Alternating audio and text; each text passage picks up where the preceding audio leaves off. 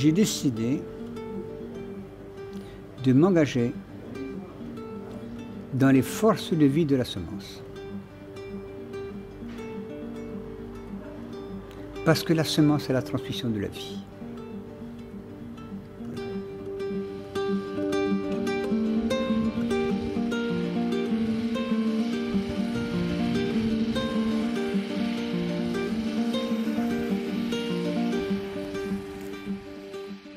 L'homme a voulu remplacer la nature. Et comment il l'a appris? Eh bien, c'est par rapport à la guerre de 14 et de 40. Tellement de nitrates d'utiliser que la végétation y est devenue magnifique. Et les pays européens se sont bien demandé ce qu'ils allaient faire de ces nitrates, l'armistice signé, puisque les hommes ne se tuaient plus. Et c'est là qu'ils ont pensé à le mettre au service de l'agriculture.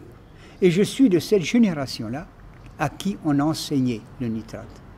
Ça a été tellement un explosif pour la nature que les anciennes variétés que mon père faisait, puisque mon père cultivait les anciennes variétés, eh bien, il faut savoir qu'elles n'étaient pas faites pour recevoir, elles étaient faites pour prendre l'azote.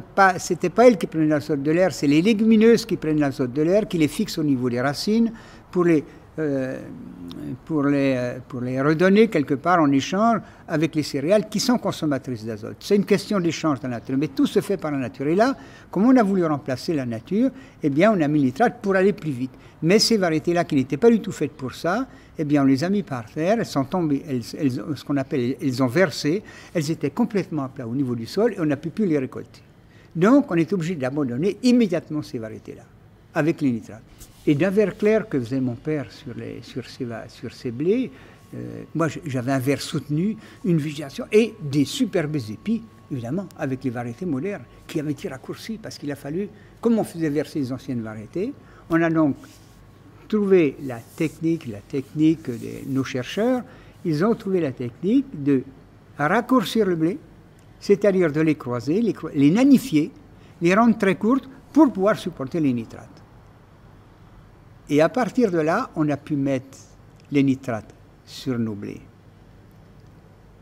En augmentant les rendements tout de suite, c'était vraiment la révolution agricole. Elle s'est faite à tous les niveaux. Elle s'est faite au niveau de la production du blé, elle s'est faite au niveau de la production de l'herbe, elle s'est faite au détriment des légumineuses. Enfin, ça a complètement changé la face de l'agriculture. C'est ce qu'on appelle la révolution verte. Et moi, je l'ai faite, je dois vous dire, ça m'a été enseigné. Moi, je l'ai faite avec beaucoup d'enthousiasme. Et quand on a mis les nitrates, voyez-vous, il y a une herbe concurrente pour le blé. C'est ce qu'on appelle le vulpin. Et le vulpin, il était maîtrisé par les variétés très hautes. À partir du moment où nous avons raccourci les blés, qu'on les a nanifiés, le vulpin qui lui aussi est gourmand d'azote, parce que c'est une graminée qui aime l'azote. Donc le vulpin, il a dépassé, il a épié ce qu'on appelle épier, il a fait son épi au-dessus du blé, et là, il est devenu très très prolifique. Au point que 4-5 années après qu'on utilisait les nitrates, je dois vous dire qu'on avait des champs de vulpin plutôt que de blé. Alors, nous jeunes paysans, même sur petite surface, on a dit, écoutez, on a râlé, c'est que ce travail, on ne connaissait pas ça, que c'est ce travail. Ah mais attendez, on a l'isoproturon. L'isoproturon, c'est quoi ça?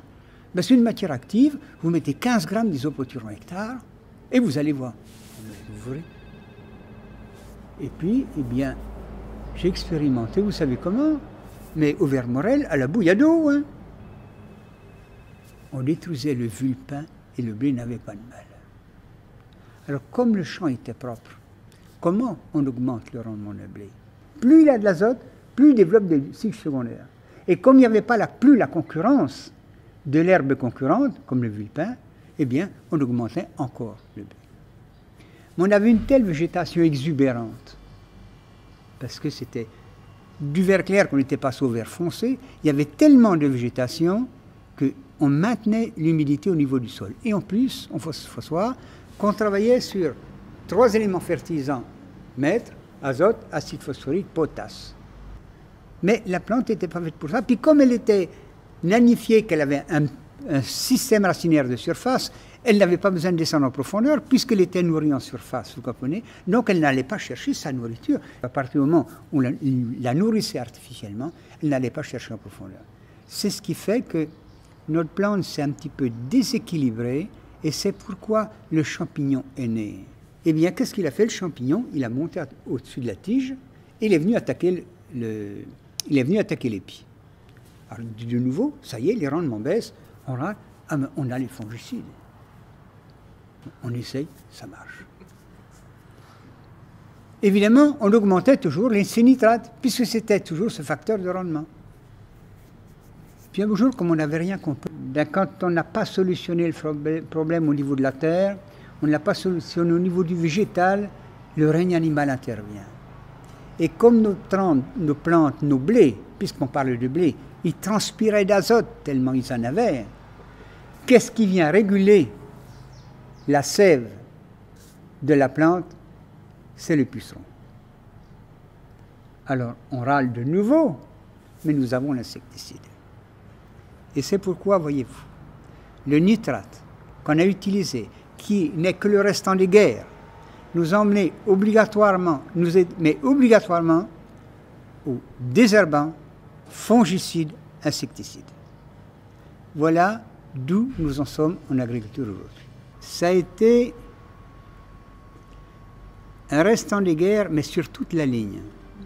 Tout ce qui a fait éclater l'agriculture, c'est le restant de guerre.